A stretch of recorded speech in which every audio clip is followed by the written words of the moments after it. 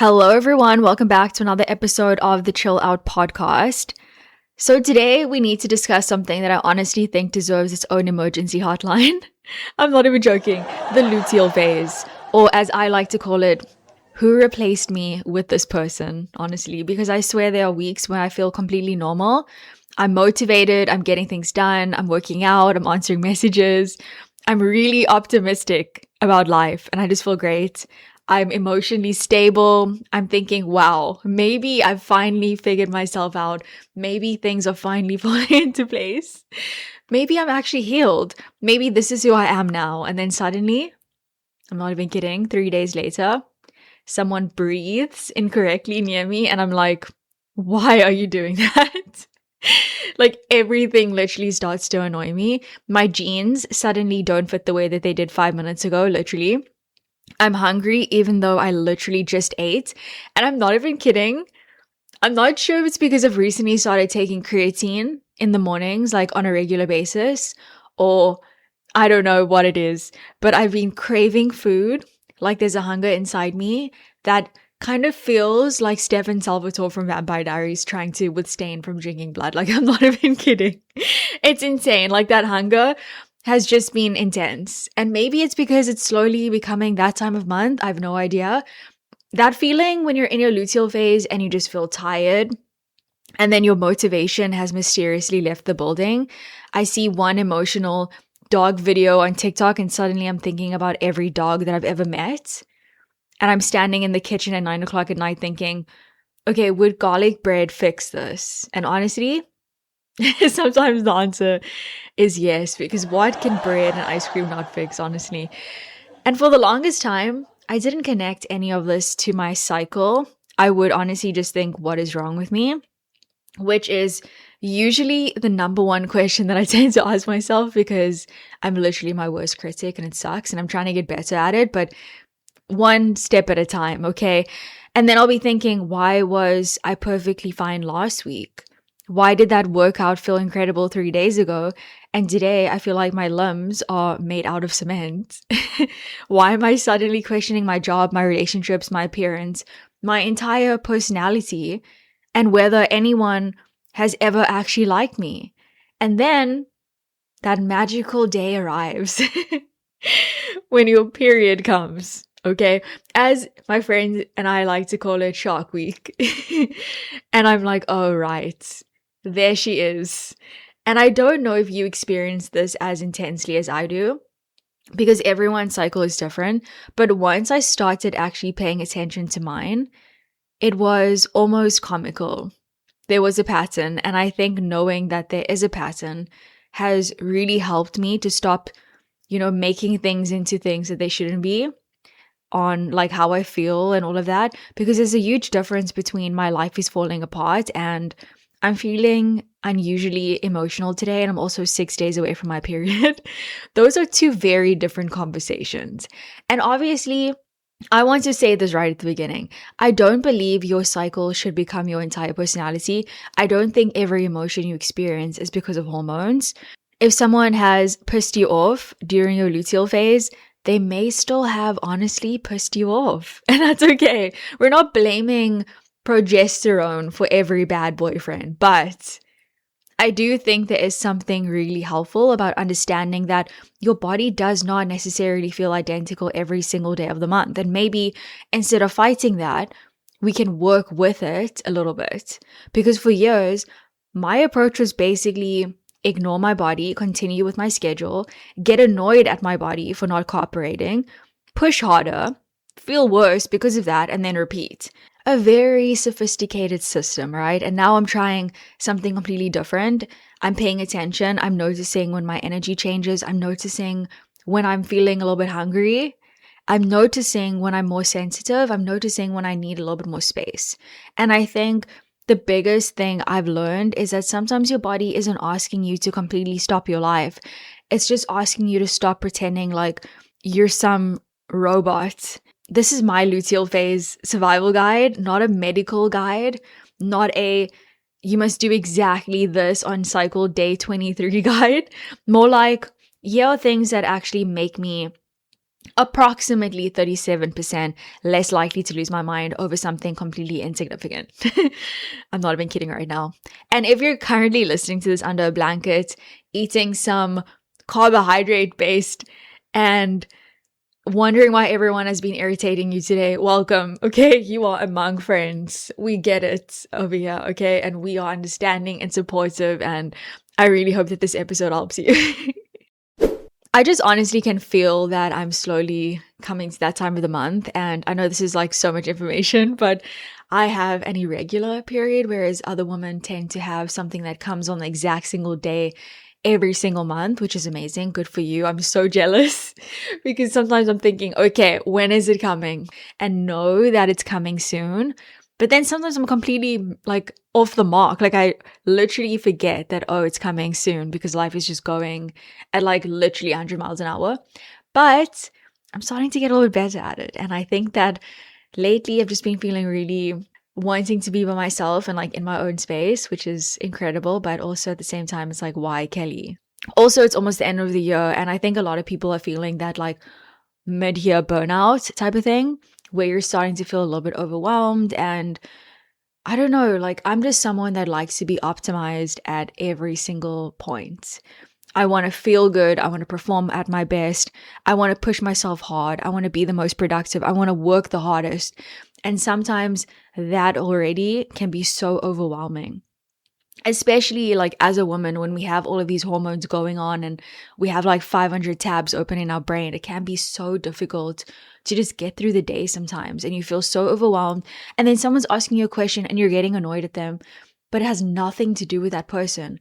You're just at your emotional bandwidth and you've reached your capacity, and it feels like if someone has to ask you something, you're like, oh my gosh, I literally have to think about this now and give them a good response back. And that's a lot of pressure already because you're already feeling overwhelmed. It's just a lot to get through. I think being a woman and like the amount of stuff that we have to deal with from like a hormonal standpoint is just unmatched. Okay, very quick science moment, because I think understanding what's happening makes the whole thing feel less mysterious. The luteal phase is the part of the menstrual cycle after ovulation and before your next period actually begins. So after ovulation, progesterone rises as the body prepares for the possibility of pregnancy. So if pregnancy doesn't occur, hormone levels later fall and then menstruation begins. And during these premenstrual days, some people notice things like mood changes or irritability, fatigue, difficulty concentrating, changes in appetite, food cravings, bloating, and just changes in sleep in general. Basically, it's not imaginary, and I think that's important to remember because I used to get really annoyed with myself during this phase, especially around motivation. I'd be like, why can't I get it together? Why am I so tired? Why am I craving everything? Why do I suddenly want to cancel every social commitment I've ever made? And instead of getting curious about how I felt, I would just judge it. And I would be so hard on myself. And I think that's where a lot of unnecessary suffering comes from. Not even the symptom itself, the judgment that comes on top of that. And I think as women, we tend to put a lot of judgment on ourselves and we want to push ourselves and be the best that we can be. And sometimes we sort of just have to respect what our body needs in that moment and try and understand why we're feeling the way we are. And it's one thing to be tired. It's another thing to be tired while simultaneously telling yourself you're lazy, you should be doing more, why can't you handle things, everyone else manages, and that can be really exhausting. So now I'm trying to remove that second layer. So for example, if I'm tired, okay, I'm tired. What do I need? If I'm hungrier, okay, I'm hungry. What actually makes me feel satisfied? If I'm feeling sensitive, okay, maybe tonight isn't the night to analyze the meaning of my entire existence. And that sounds so basic, but I think we become really disconnected from the idea that our bodies can communicate with us without everything becoming a moral judgment. Hunger isn't bad.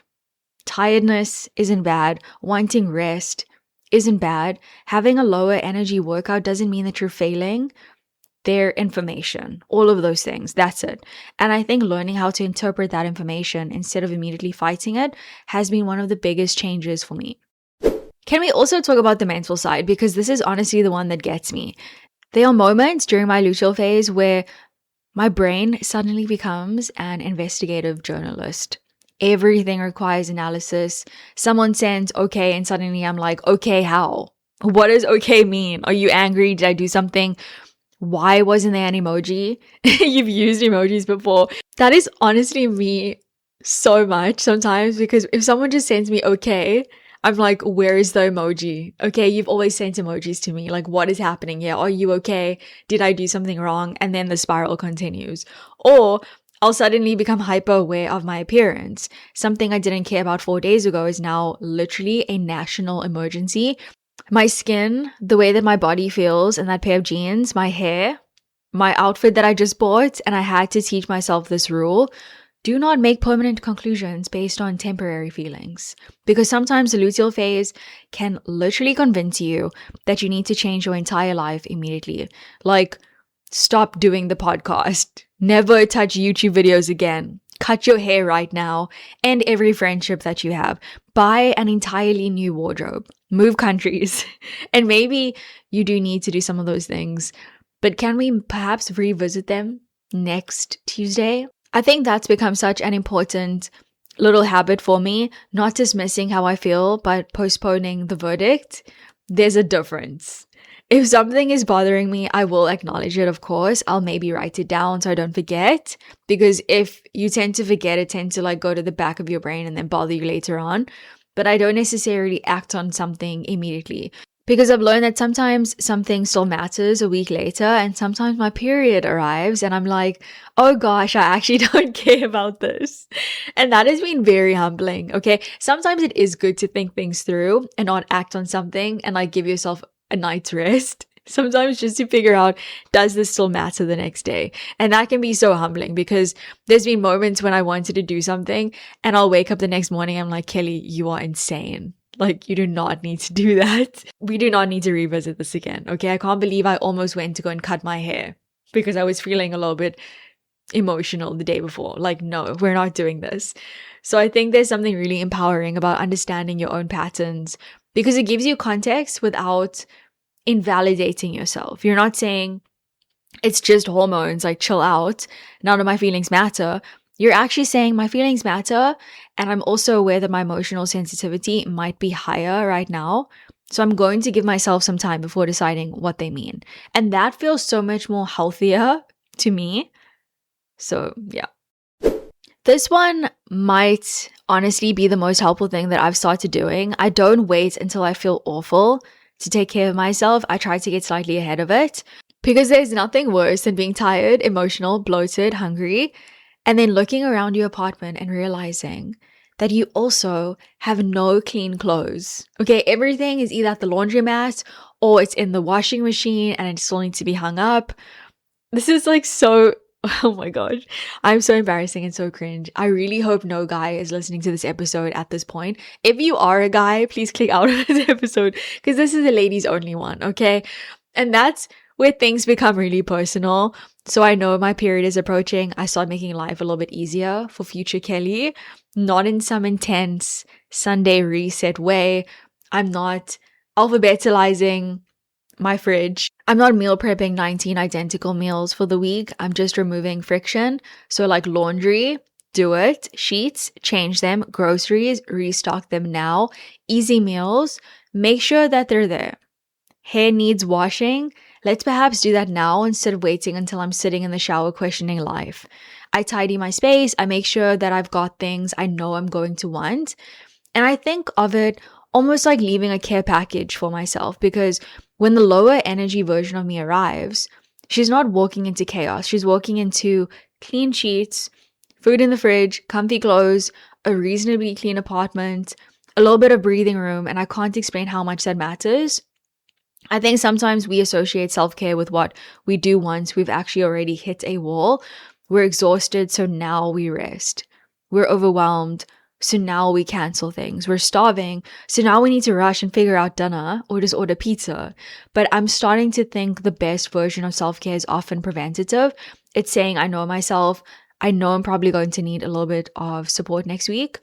What can I do now to make that week a little bit gentler. And that's not weakness. I really think that is being smart.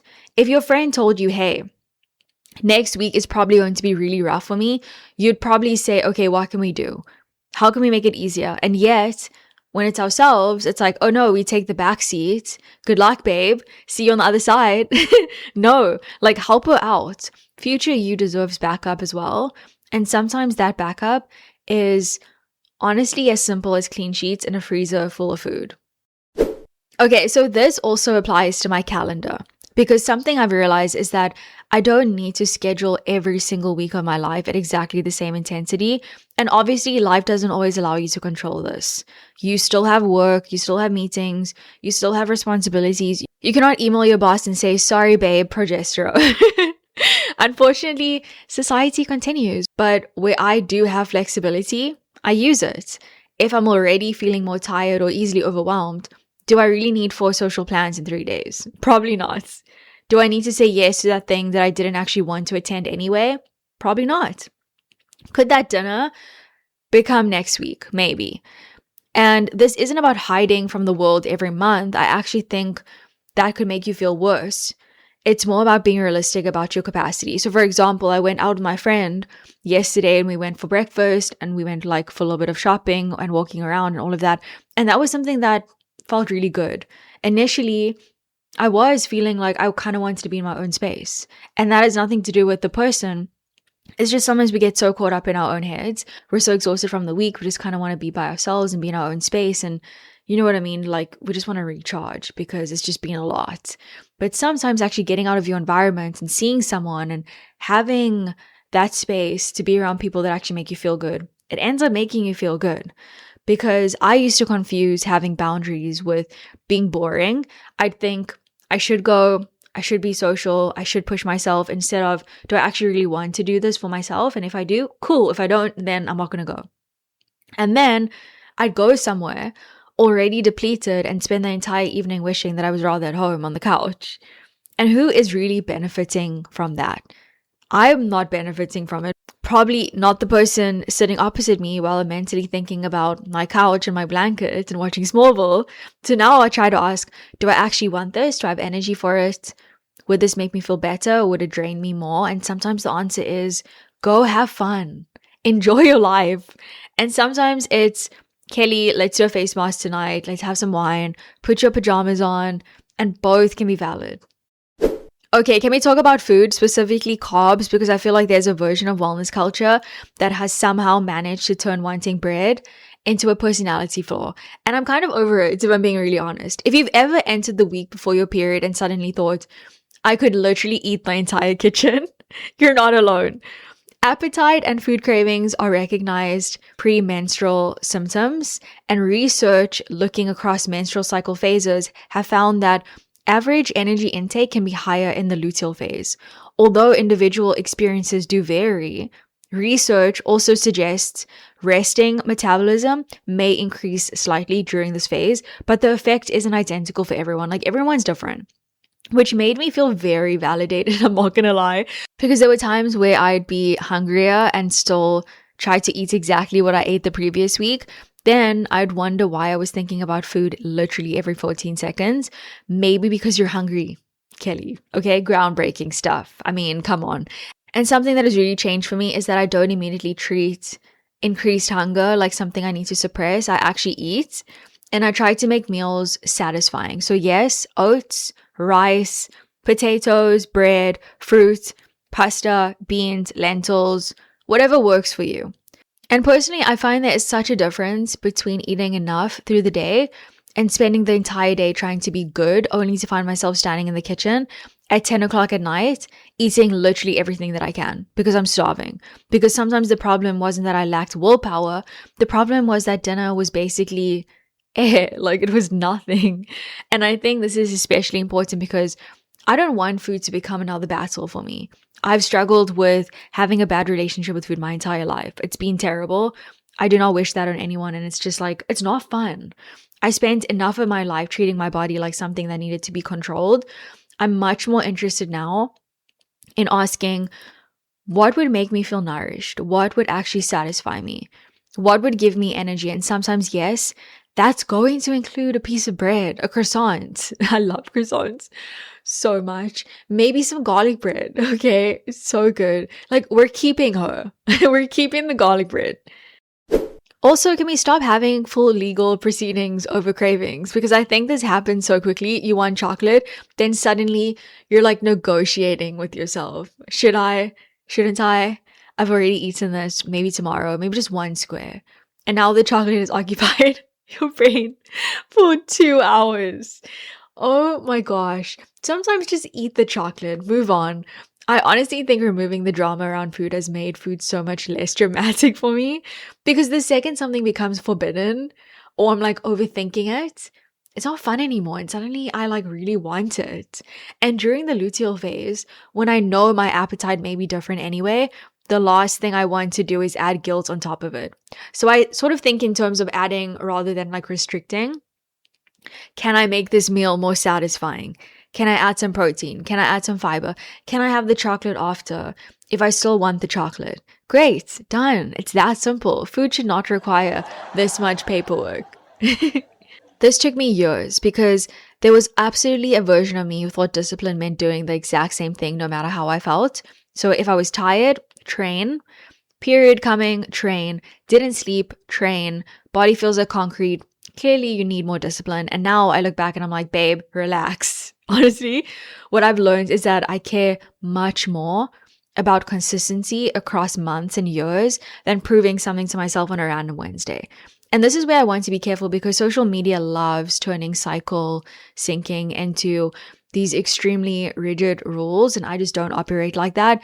Stuff like never do this during luteal, always do this during this specific phase, women should only train like this on day 17. The actual research on menstrual cycle phases and exercise performance is much less dramatic than that. A major systemic review found only trivial average differences in performance across phases and emphasized substantial variation between individuals. So there isn't strong evidence that everybody needs the same phase-based training plan, which honestly makes so much sense, because some luteal phases, I feel fine. I can train really hard. I feel strong. Everything's normal. Other months, absolutely not. And I think that is the useful information. How do you feel? Not what did TikTok tell you that you're supposed to feel like on cycle day 24? Like, for example, if I feel good, I'll work out. If I feel depleted, maybe I'll just do bar or Pilates, maybe strength work at a slightly lower intensity. Maybe I'll go take a long walk on the beach. Maybe I'll just stretch today. Maybe I will just rest and not do anything. And I think regular exercise can actually help some people with PMS symptoms. So I'm not interested in using my cycle as a reason to completely stop moving. I'm just sort of figuring out what actually is going to work for me in the moment. Okay, so this is a big one, because there is something about the days before my period where thoughts can feel incredibly convincing. And I think what I've had to learn is a thought feeling urgent does not automatically make it true. I can feel unattractive without actually being unattractive.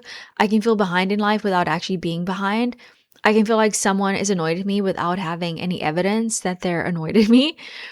I can feel like nothing is working without my entire life actually collapsing.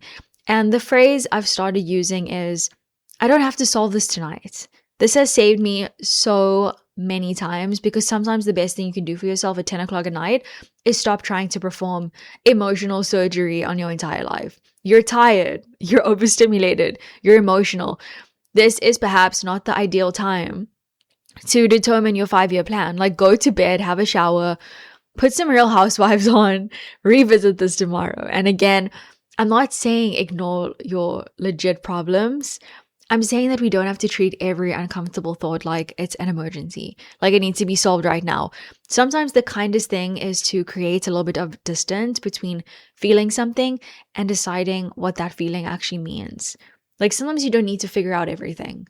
Sometimes it's okay to just like push to the side, take a really nice long shower, put a face mask on, have a really good cup of matcha or like hot chocolate or whatever makes you feel good. Put the Kardashians on, put on some Housewives, just be in that world for a little bit and not focus on whatever's pressing you in your brain, and just be in that moment for yourself and like just take a chill pill. That's all I can say.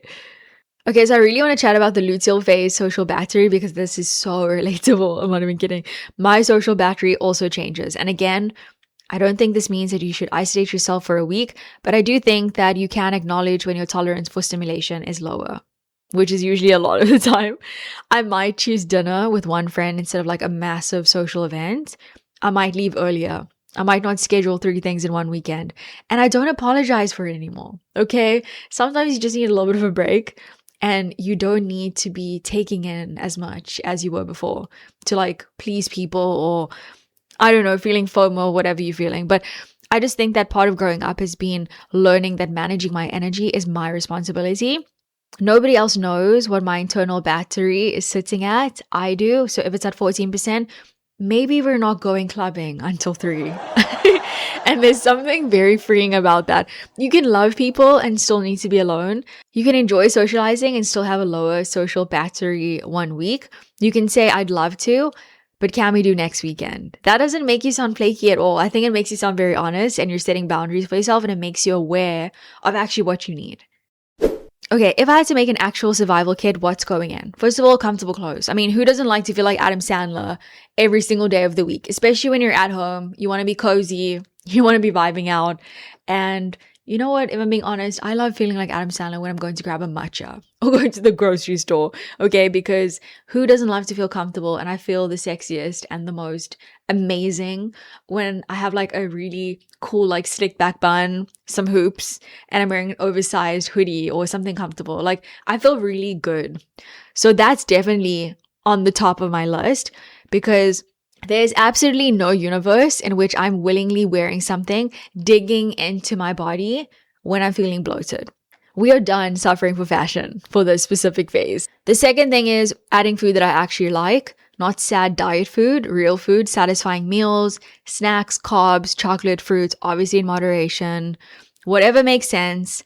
The third thing is something easy to watch. So Real Housewives, obviously, it's either going to be Real Housewives of Beverly Hills or Real Housewives of Orange County, or I'm watching the Kardashians. I'm sorry, but you can judge me, but that's it. No complicated plot. I don't need subtitles. I don't need to understand a fictional political system. Maybe I'm watching Smallville. Okay, that's like my new comfort show because I've literally watched Vampire Diaries about 500 times. I need women arguing over a dinner party. Okay, thank you. Fourth, movement options. So not movement obligations. I'm obviously doing bar because I love it. And I've recently gotten these ankle weights, which are life-changing. So definitely a bar workout if I feel good. Walk if I'm tired. I love a beach walk. I love just a normal walk around the neighborhood. You know, just like headphones in, vibing out. The trees are looking really good. A vibe. Then I'll stretch. Love a good yoga moment or even just like a stretching out moment. Vibes. Number 5, definitely a clean apartment because I swear internal chaos becomes approximately 700% louder when I'm already overwhelmed. So definitely having a nice clean space. I love cleaning. It just sort of like senses me and makes me feel really good. So definitely on the survival kit list. Number 6 is a mostly empty evening. This might be the ultimate luxury, like no plans, phone reasonably quiet, shower, book, couch, absolutely nobody asking me for anything. Honestly, that just sounds incredible. I'm not gonna lie. And I think this matters the most because sometimes we get caught up in how we're feeling and we're not feeling that great and emotionally we're depleted. And you just sometimes have to remind yourself that you'll be fine. Just take care of yourself as best as you can. And yeah, the only thing you can do is just take it one day at a time and do your best. I think the biggest lesson from this episode that I really hope that you take away from it is that you need to stop expecting yourself to be the same person every day. And I think that's actually what this episode is about. It's not about progesterone or carbs or workouts. It's about the fact that I spent years expecting myself to feel exactly the same every day. And when I didn't, I would assume that I'd done something wrong. But I'm starting to think wellness is much less about controlling yourself and much more about responding to yourself. Some days need ambition, some days need softness or people or solitude, or you really need an intense workout, or you need that walk, you need the salad, you need the pasta. And the older I get, the less interested I am in deciding one version is morally superior to the other. I don't want my wellness routine to become another system that I fail at. I want it to actually make my life better. I want to feel good. And sometimes making my life better means knowing when to push. And sometimes it means knowing when not to and when to just like take a chill pill and like just chill out. So if you're currently in that week and suddenly feel emotional or hungry or tired or approximately one mildly inconvenient email away from moving into the mountains, maybe just like pause. Maybe just check in with yourself. What do you actually need? Not what should I be doing more of? Not what would the most disciplined version of me do right now? What do I actually need? And maybe that is food. Maybe that's movement and sleep and a little bit of space from people. Maybe it's going out with a friend. Maybe it's canceling something that you're really not keen to do. Maybe it's doing absolutely nothing for an hour just because you can. And I think that's the biggest thing the luteal phase has taught me. My body isn't an inconvenience that I need to overcome. It's the place that I love, right? And if it's communicating with me, maybe I should actually listen to it. I don't have to love every part of my cycle, trust me. There are moments where I'm absolutely like, can we speed this up, please? But I also don't want to spend a quarter of my life being angry at myself for having different needs. I feel like that is so exhausting and that just sounds like a chore in itself. So prepare before you need to. Eat enough. Like it's okay to have food and enjoy yourself. Please stop being scared of bread. If there's one thing that you take away from this episode is please don't fear bread. Like enjoy yourself. Move in a way that actually supports you. Don't believe every catastrophe that you think about after 9 p.m. Protect your sleep. Make your calendar a little bit kinder where you can. And remember that needing softness sometimes doesn't make you feel less disciplined. It makes you a human being. And if you're currently eating garlic bread while listening to this episode, honestly, I'm so proud of you. Thank you so much for listening. As always, I love hanging out with you and I'll chat to you guys in the next one. Have the best week, okay? You deserve it. Okay, bye. I love you. Bye.